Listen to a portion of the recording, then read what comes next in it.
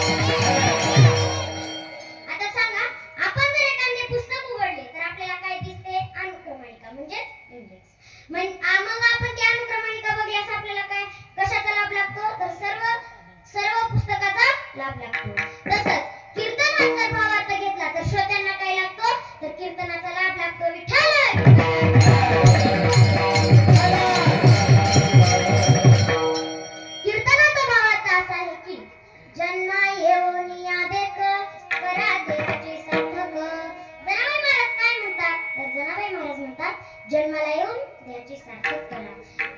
लोक म्हणाले जनाबाई महाराज ध्येयाचे सार्थक करा करायचे पण कसे करायचे? वाचे नाम विठोबाचे तेने सार्थक हो देहाचे.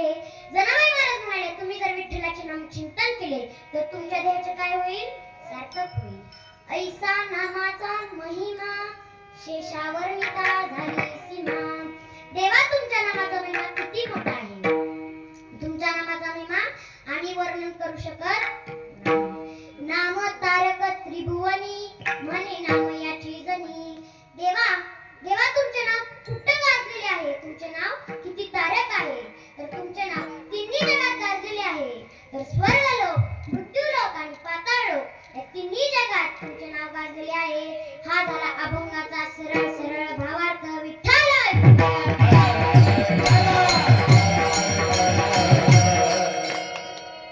कीर्तन म्हणजे विनोद नाही. विनोद म्हणजे कीर्तन नाही. मग कीर्तन म्हणजे काय? अरे डोळ्यात तलाव नाही तरी भरून येतात. ओठ कापड नाही तरी शिवले जातात. निसर्ग बायको नाही तरी रुसला जातो आणि माणूस वातावरण नाही तरी बदलला जातो. याच बदललेल्या माणसाला पुन्हा वाटेवर आणणे हे म्हणजे कीर्तन. विठ्ठल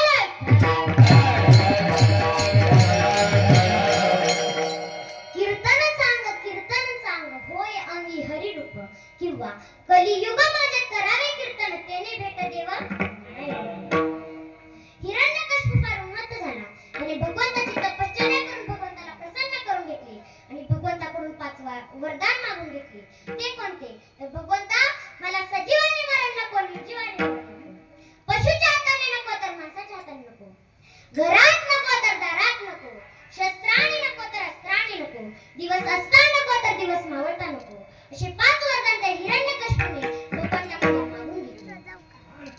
भगवंताने त्याच्या म्हणण्यापूर्वी ते 5 वरदान त्याला दिले. मग हिरण्यकश्यपूला वाटले की आता मी हिंदू झालो, आता मला कोणीही मारू शकत नाही. मग त्याने सुरुवातीला हरिभक्तांना त्रास द्यायला चालू केला. हरिभक्तांची यज्ञे मोडली, कीर्तने मोडली. राहिली यज्ञे मोडिले कीर्तने, पळाले ब्राह्मणे दैत्यावेने. हिरण्यकश्यपूने सर्व नगरीला टुंकावून सांगितले की इथं कोणीही देवाचे नाव घ्यायचे नाही. जो कोणी देवाचे नाव घेईल त्याला कडकच्या कडक शिक्षा केली जाईल. भगवंत त्याच्या बापाचे बारसे जेवले होते. आपल्या भाषेत त्याच्या बापाच्या घुगऱ्या खाल्ल्या होत्या. मग त्याच्याच पोटी भगवंताने हरिभक्त जन्माला घातला. तो म्हणजे भक्त प्रल्हाद. भक्त प्रल्हाद जन्माला आले आणि मोठे झाले. ते क्षण क्षण देवाचे नाम चिंतन करायचे. तर कसे करायचे?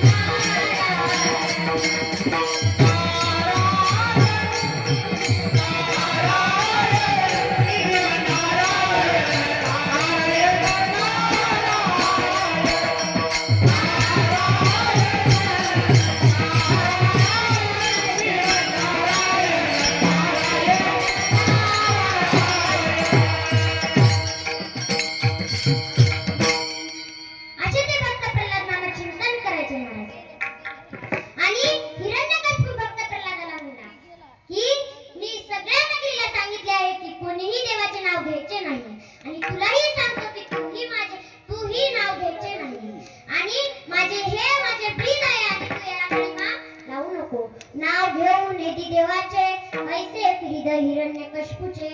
महाराज हिरण्यकश्यपूने त्या भक्त प्रल्हादाला त्रास द्यायला चालू केला. त्याला कडे लावून केली, हातीच्या पायाखाली तुडवले, उकळत्या पाण्यात टाकले. असे अनेक प्रयत्न भक्त प्रल्हादावर हिरण्यकश्यपूने केले, पण भक्त प्रल्हादाला काहीच झाले नाही. भक्त प्रल्हाद सतत देवाचे नाव घ्यायचे. नाम प्रल्हाद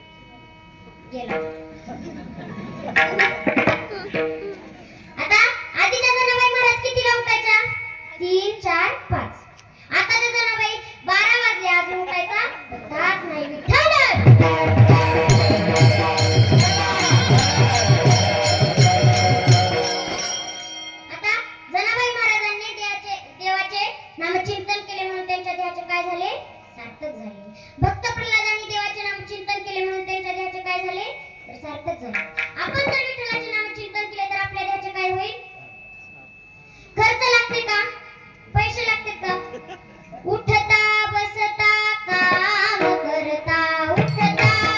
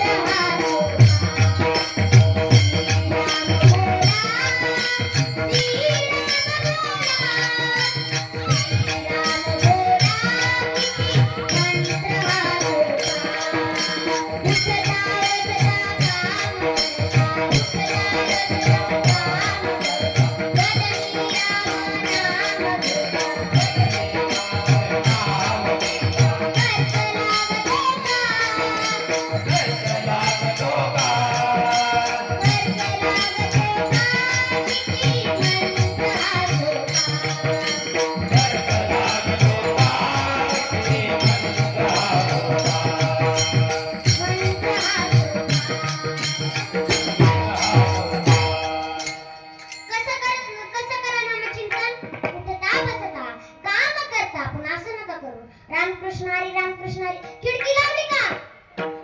रामकृष्ण हरी रामकृष्ण हरी. दरवाजा लावून घ्या. रामकृष्ण हरी रामकृष्ण हरी. भैया गेला का कामाला? असं नामचिंतन केल्यास काय तुम्हाला देव पावल. फक्त रामकृष्ण हरी रामकृष्ण हरी. फक्त 108 वेळेस एकच मंत्र म्हणा. रामकृष्ण हरी किंवा राम राम म्हणा. जय श्रीराम म्हणा. ओम नमः शिवाय म्हणा. असे अनेक मंत्र आहेत. ते जर म्हणले तर तुमच्या देवाचे काय होईल? सार्थक होईल. आता आपल्याला देव मिळाला परंतु कळाला का? स्वर आता तुम्ही सांगा, जनाबाई महाराजांचा किती मोठा अधिकार होता? 1400 वर्ष चांगदेव महाराज जगले याला महत्व नाही. जगून काय केले याला महत्व आहे. 16 वर्षी संत ज्ञानेश्वर माऊलींनी ज्ञानेश्वरी सांगितली. 16 वरीस काही लोक म्हणतात 16 वरीस डोक्याचा आहे. अरे 16 वरीस डोक्याचा नाही तर 16 वरीस डोक्याचा आहे. महाराज संत छत्रपती शिवाजी महाराजांनी 16 वर्षी पूर्णागड जिंकला. पुन्हा पुन्हा हा नरदेह नाही. एक एक योनी कोटी कोटी फेरा. एक योनी कोटी कोटी फेरा. एक योनी कोटी कोटी फेरा.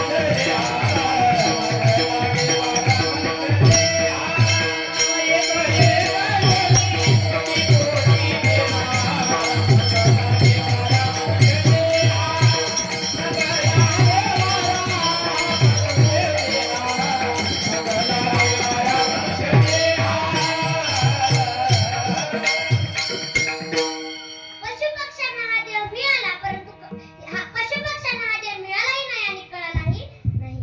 पशु काय पाप पुण्य जाणती उत्तम भोग भोगती. त्यांना पाप पुण्य कळत नाही. आता तुम्ही सांगा, सर्व प्राण्यांनी मीटिंग केली आणि त्यांनी सांगितलं की उद्या एकादशी आहे आपण कीर्तनात जाऊन बसायचं. असं कधी झाले का? तर कुत्रे कीर्तनाला येत नाही. गाढव कीर्तनाला येत नाही. बैल कीर्तनाला येत नाही. आता कीर्तनाला कोण येते ते तुम्हीच ठरवा.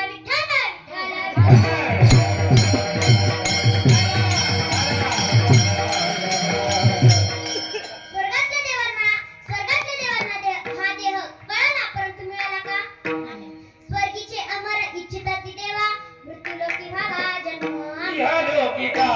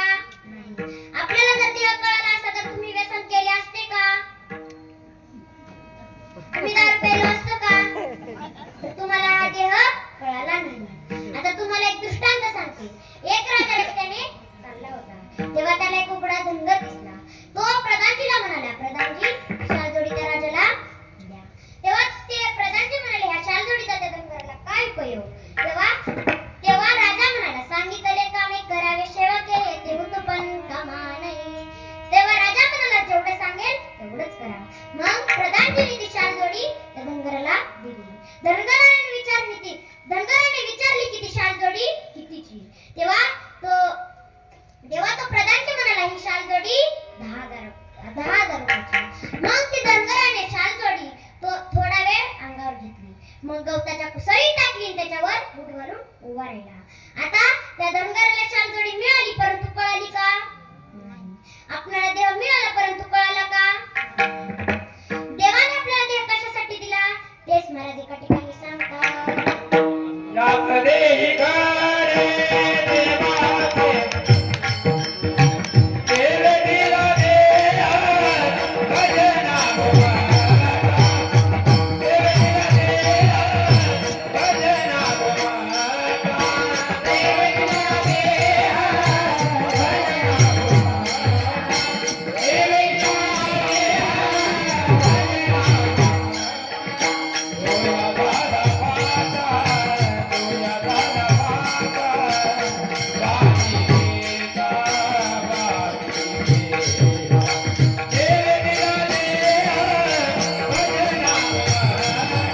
केले दिला देह भजना गोमाता.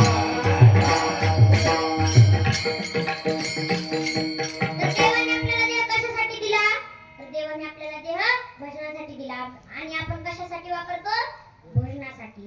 जनाबाई महाराज जन्माला येऊन काय करा म्हणतात तेच जनाबाई महाराज अभंगाच्या प्रथम चरणात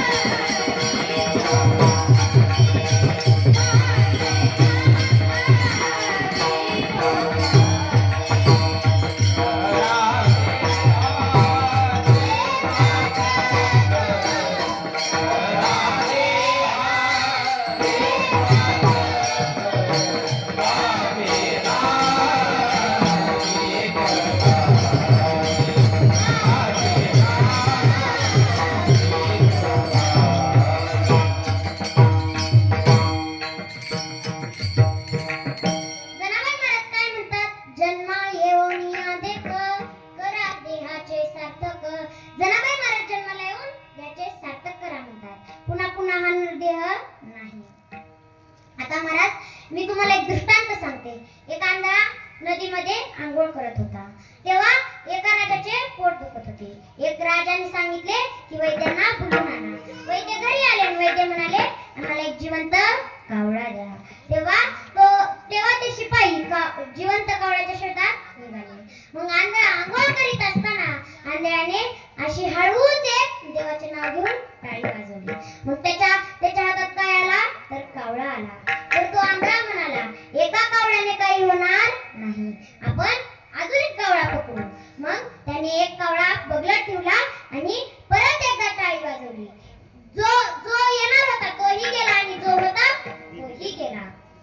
आता त्या आंधळ्याने जेवढं दिलं तेवढ्यात खुश राहायचं आणि देवाचे नाव घ्यायचे. मग त्या आंधळ्याने तसं का नाही केलं तर त्याला अजून धन मिळवायचे होते. तसे त्या राजाचे पोट दुखणे कमी झाले का मग आपल्याला देह दिला आपण त्याचा वापर करतो का महाराज. आपल्या देहाचे 4 भाग असतात. तर कोणते कोणते अज्ञानातील अज्ञानी अज्ञानातील ज्ञानी ज्ञानातील अज्ञानी आणि ज्ञानातील ज्ञानी. आता अज्ञानातील अज्ञानी म्हणजे कोण ज्यांना काहीच कळत नाही परमार्थही कळत नाही ते अज्ञानातील अज्ञानी. आता अज्ञानातील ज्ञानी म्हणजे कोण. आता 2 वेडे होते महाराज. त्यातला नावात 2 वेडे होते आणि भाड्याचे नाव घेऊन समुद्रात फिरत होते. त्यातला एक वेडा म्हणाला अरे नावेला तर बोळ पडले आहे. दुसरा वेडा म्हणाला पडू दे की आपल्या काय बापाचं जाते. आता ह्याला एवढं पण कळत नसेल की नाव बुडली तर आपण पण बुडू. ह्याला म्हणतात अज्ञानातील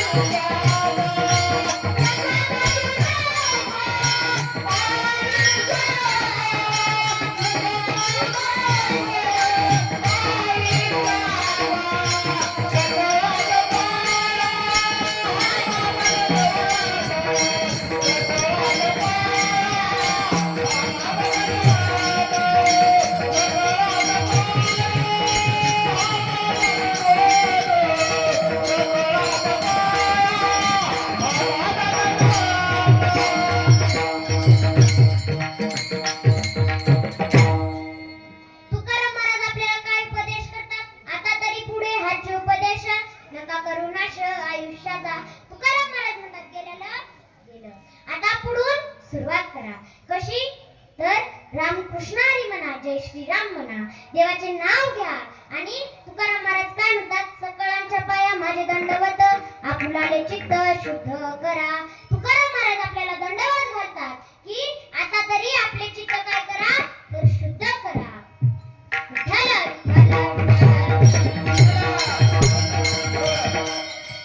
आता चौथा भाग आपलं काय चाललेलं? चौथा भाग. तर कोणता? ज्ञानातील ज्ञानी, ज्यांना सर्व कळतं, परमार्थ ही कळतो, देवाचे नाव घ्यायचे हेही कळते, व्यसन करायचे नाही हेही कळते, त्याला म्हणतात ज्ञानातील ज्ञानी. आता हे झाले आपले देहाचे चार भाग. विठ्ठल,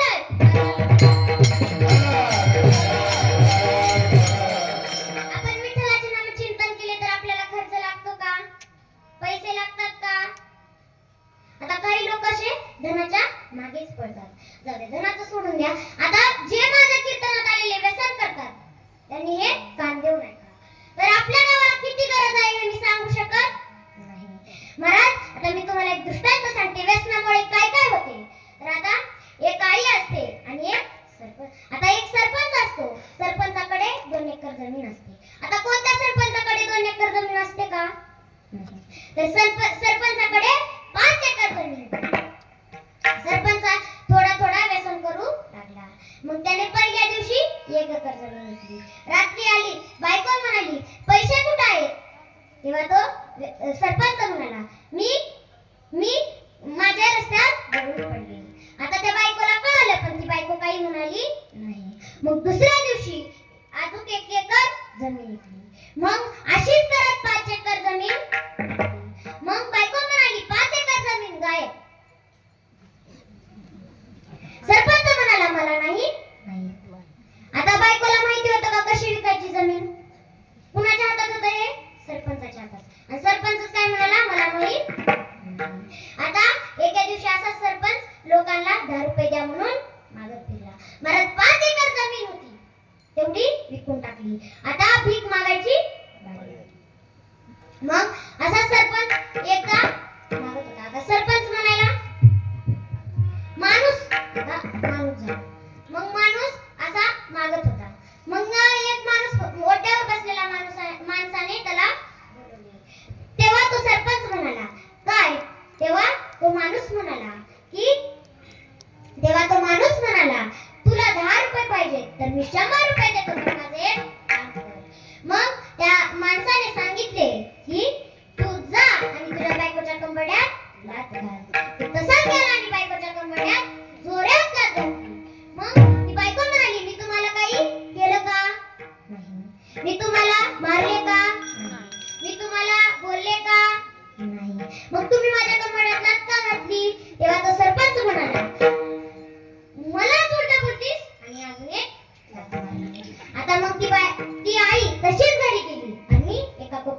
रडत बसली.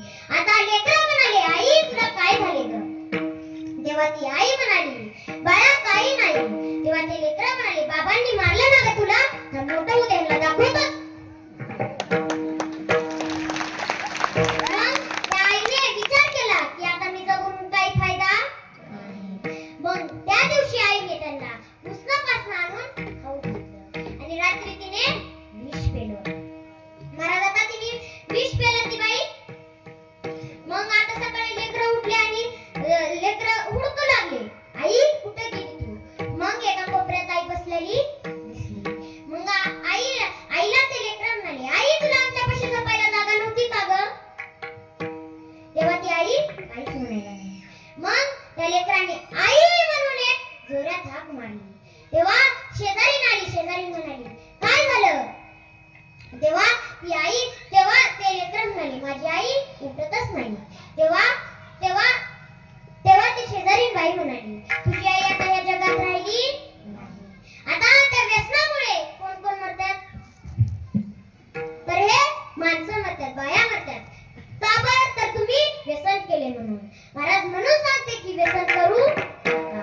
व्यसन केल्याने आपल्याला काही फायदा होत नाही. येताना तुम्ही 300 रुपयाची दारू पिऊन येतात, तुमचे लेकरं घरी वाट बघत असतात. का तर पप्पा येताना काय तर खाऊ घेऊन येतील. 100 रुपयाचा नका आणू, फक्त 10 रुपयाचा खाऊ आणून त्या लेकराला द्या. ती लगेच खुश होतात.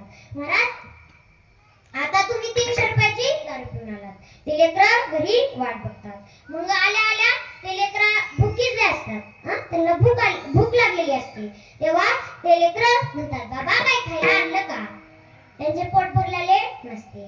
तेव्हा ते बाबा शिव्या देऊनच त्यांचे पोट भरतात, त्यांना पाणी पिऊन झोपावे लागते.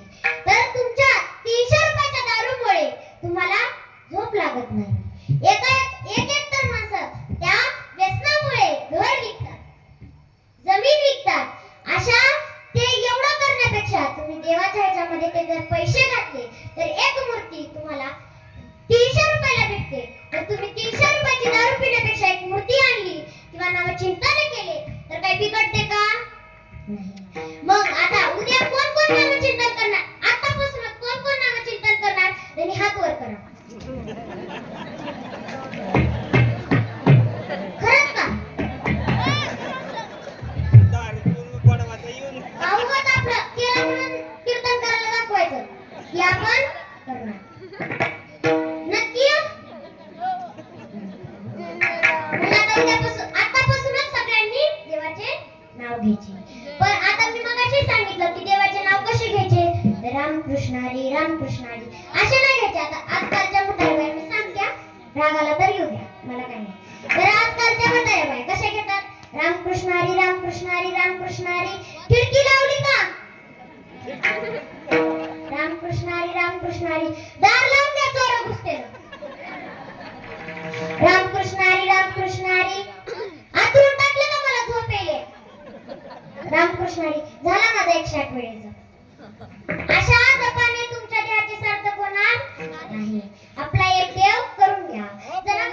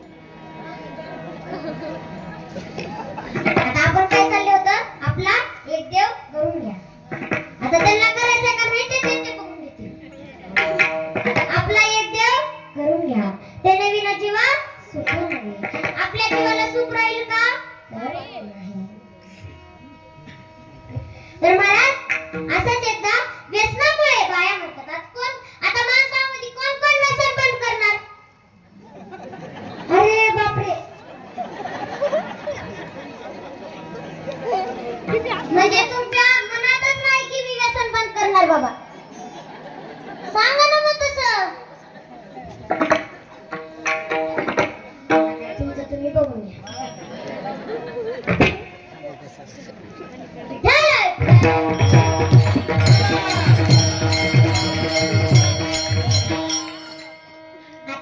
अशा देवा अशा मग लोक जनाबाई महाराज म्हणाले तुम्ही देहाचे सार्थक करा. लोक म्हणाले देहाचे सार्थक कसे करायचे तेच महाराज अभंगाच्या द्वितीय चरणात माझे नाम विठ्ठला,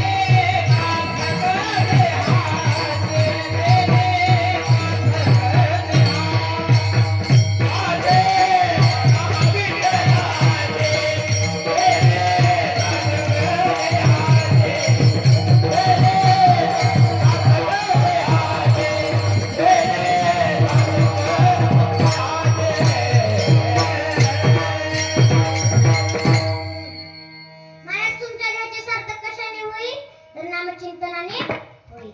नामस्मरण करा फक्त असं राम राम राम राम राम राम 108 वेळा जप झाला की तुमच्या देहाचे काय होईल सार्थक होईल. पण एक दिवसाने होत नाही. ते तुमच्या मनाभावनाने व्हावी लागते. आपुलिया हित जो असे जागता धन्य माता पिता तयाची जो आपलं हितचित्त शुद्ध करून जगतो त्याचे आई वडील कसे असतात धन्य असतात आणि तो पण कसा असतो तर धन्य असतो. महाराज अशा आता तुम्ही जर हो का ह्या देवाचे सोमवारला की ह्या देव मंगळवारला की देवीचे अशा भक्तीने तुमच्या देहाचे सार्थक होणार नाही. सोमवारला की शिव भोळा चक्रवर्ती याचे काय माझे चित्ती, याचे काय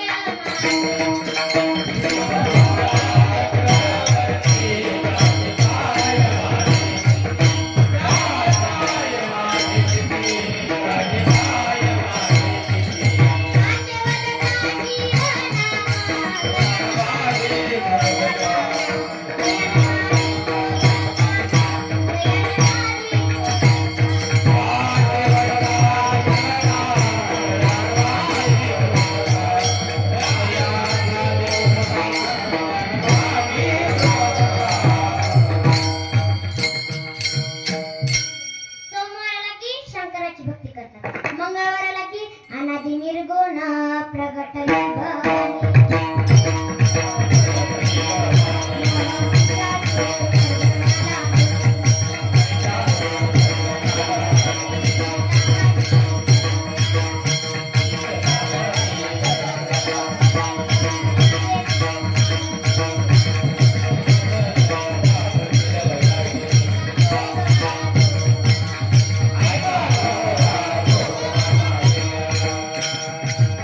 मंगळवाराला की देवीची भक्ती करतात. बुधवाराला की विठ्ठल माझा माझा माझा माझा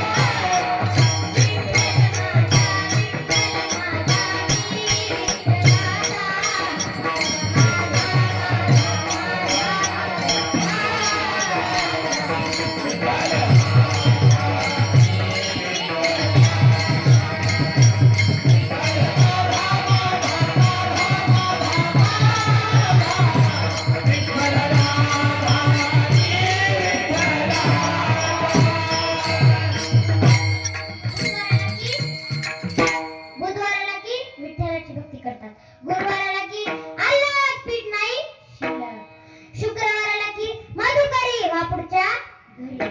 शनिवारला की शरण शरण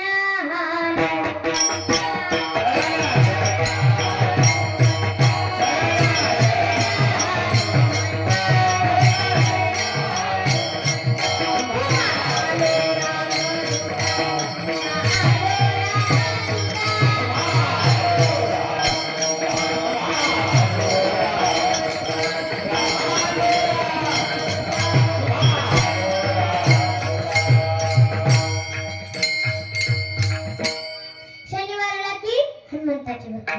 रविवाराला की वारी व वारी देई गा मल्हारी त्रिपुरे हरी तुझ्या वारीचा मी भिकारी.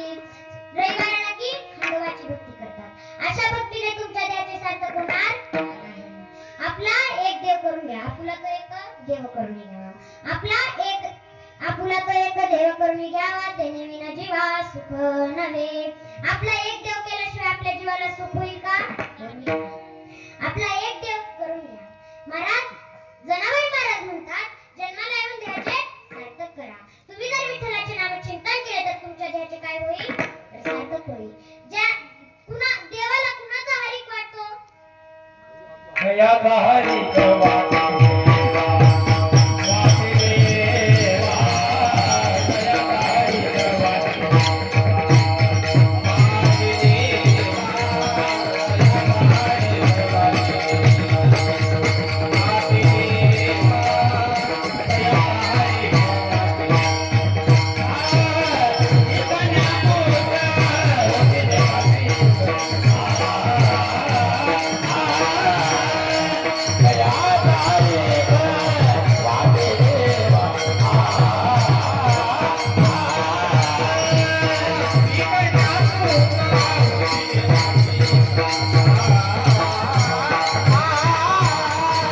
दयाचा हरिक वाटे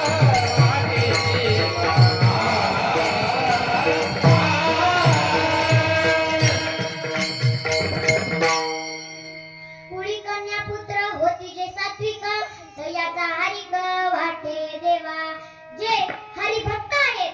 आधी कन्या म्हणजे मुलगी शिकली प्रगती झाली. एक मुलगी शिकली 2 घरं उजळली. आता एक मुलगी शिकली की 2 घरं उजळली. पण आता काय झाले? मुलीला शिकायला माझी मुलगी राहील का नाही?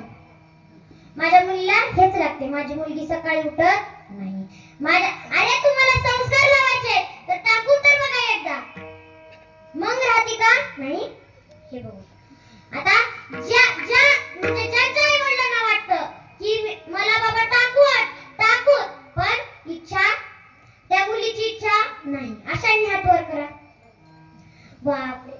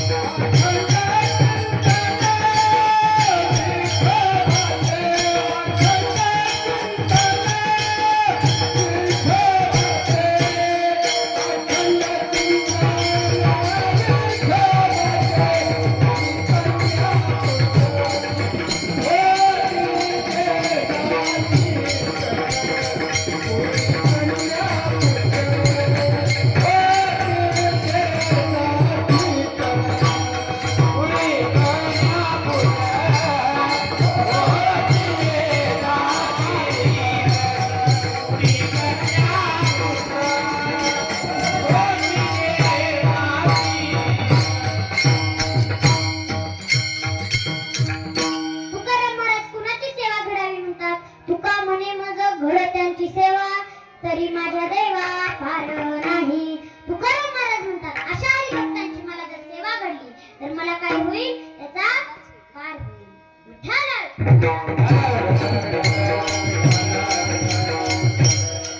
आता आपण कुठं आलतो? आपण जर नामचिंतन केले तर आपल्या देहाचे काय होईल तर सार्थक होईल. मग जनाबाईंना लोक म्हणाले देवाचा नामाचा महिमा आपल्याला वर्णन करता येईल का? तेच महाराज अभंगाच्या तिसऱ्या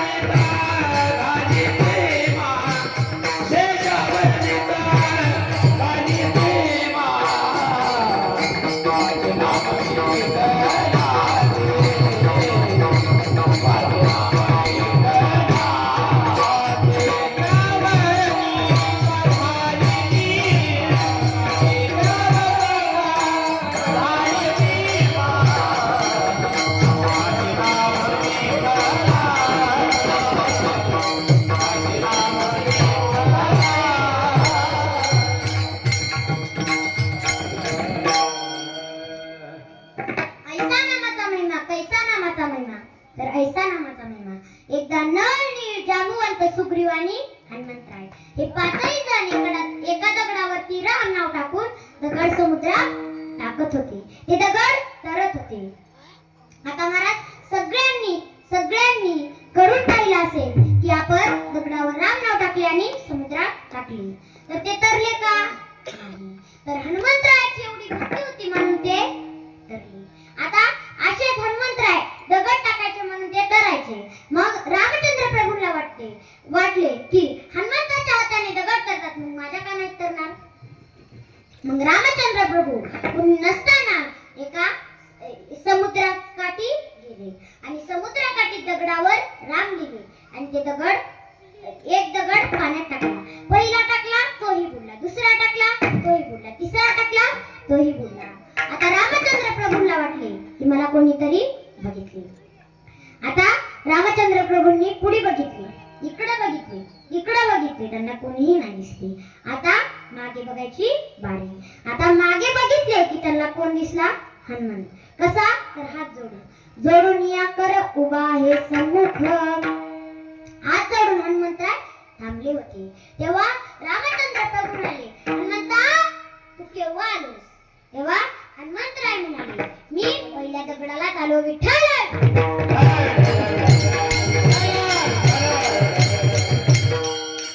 माणसाला अपमान सहन होत नाही. आता मी तुम्हाला एक उदाहरण देते. एक माणूस असा मोटरसायकलवरून जात होता. त्याला मग तो खाली पडला. त्याने हे नाही बघितले की बाबा मला ती लागली. त्यांनी हे बघितले की मला कोणी पाहिजे.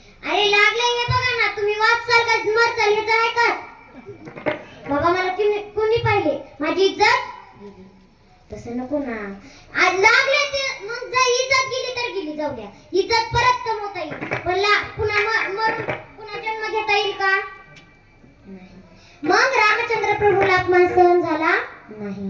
मग रामचंद्र प्रभू आले, हनुमंता तुझ्या हाताने दगड तरतात आणि माझ्या का नाही तरत?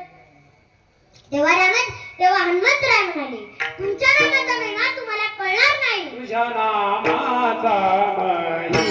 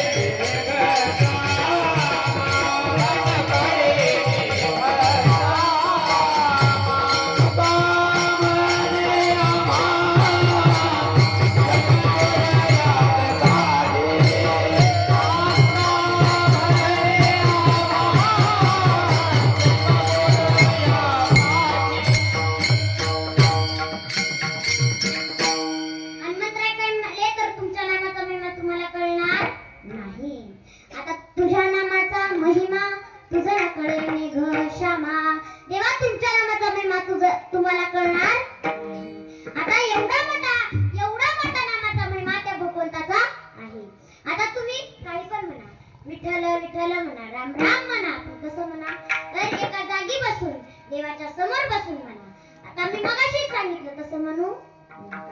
आता सारखं कॉमेडी करायचा वेळ आहे का? नाही. आहेच कुठे आहेच. आता तुम्ही विचार केला का विचार केला का की आम्ही व्यसन करणार का नाही? मागच्यांना विचारायले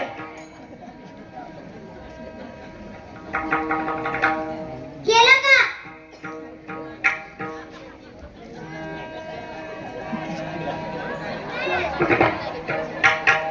अजून कोण? अजून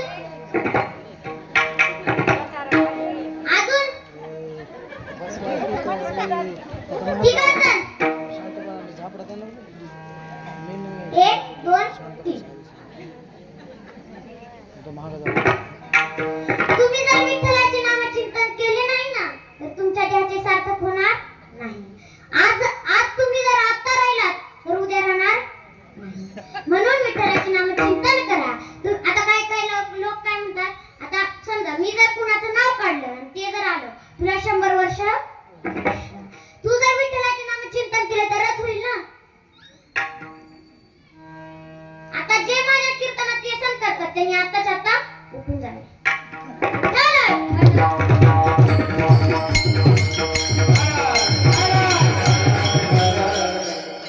देवाचे नाव कसे आहे आणि कुठं कुठं गाजलेले आहे तेच महाराज अभंगाच्या 4थ्या चरणात.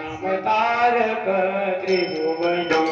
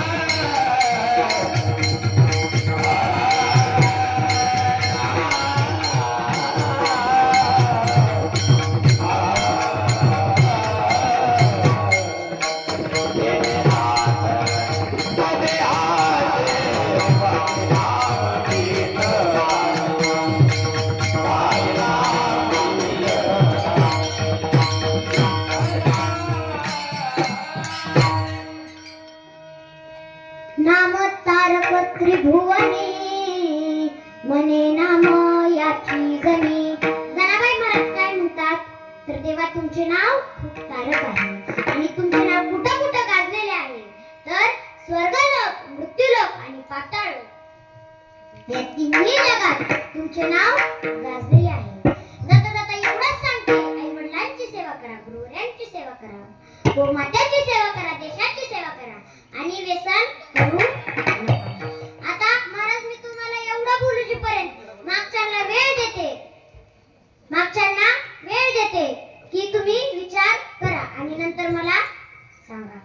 आता महाराज आई आई म्हणजे कोण तर गाय चरते रानात, हरिण पळते वनात, विकास आणि शिवकन्यासारखे आई वडील नाहीत या जगात.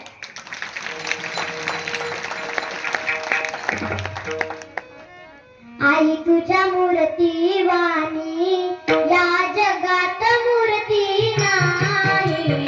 अनमोल जन्मली गाय तुझे उदर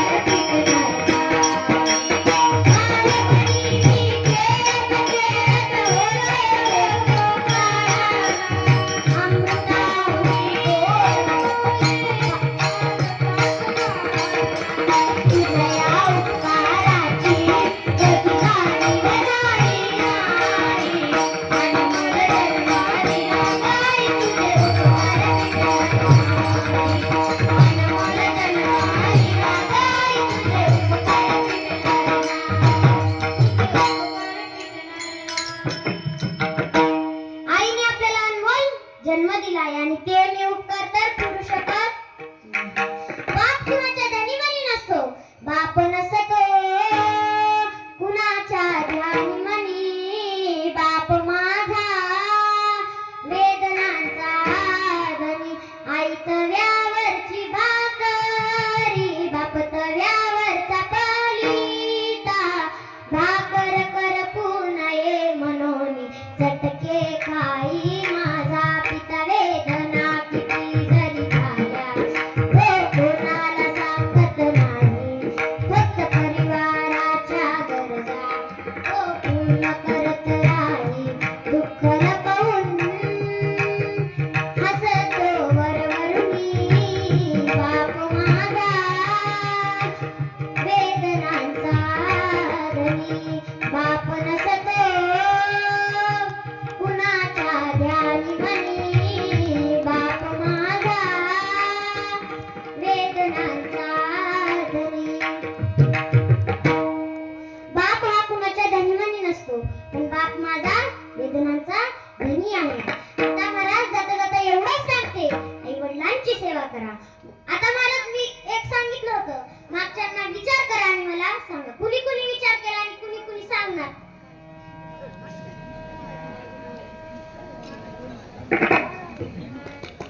कुणीच नाही.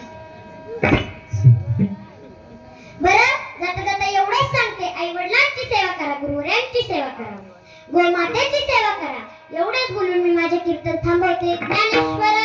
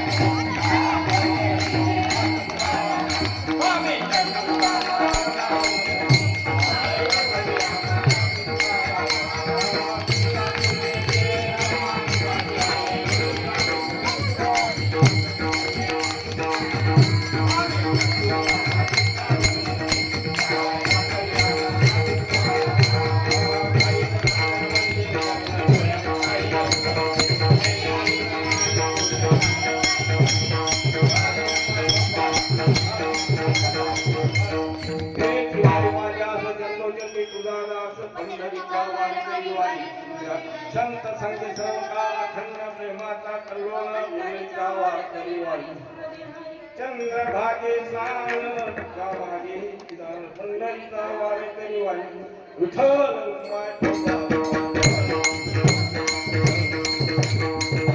शिवाई दया कुळा माझ्या सकाळच्या वासात कल्पनेची बाधा नऊ पंताई संत मंडळी या सुर अहंकाराचा वारा माझ्या वायूला नाममणी दया सारे कल्याण जामती पांडुरंगी मागणी तिकपत्या हे ते चिंतन पाहे पांडुरंगा या संताची दिव्यानी तुझी काही न मागू देवा तुका म्हणे आता उदार तोही मदतेची पाहिजे ज्ञानदेव तुका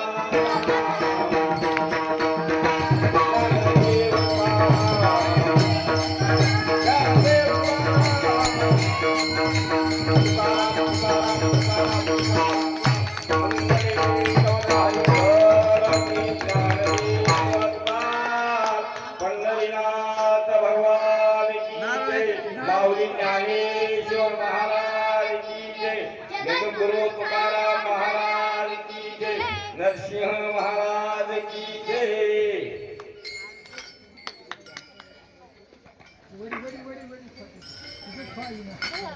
हर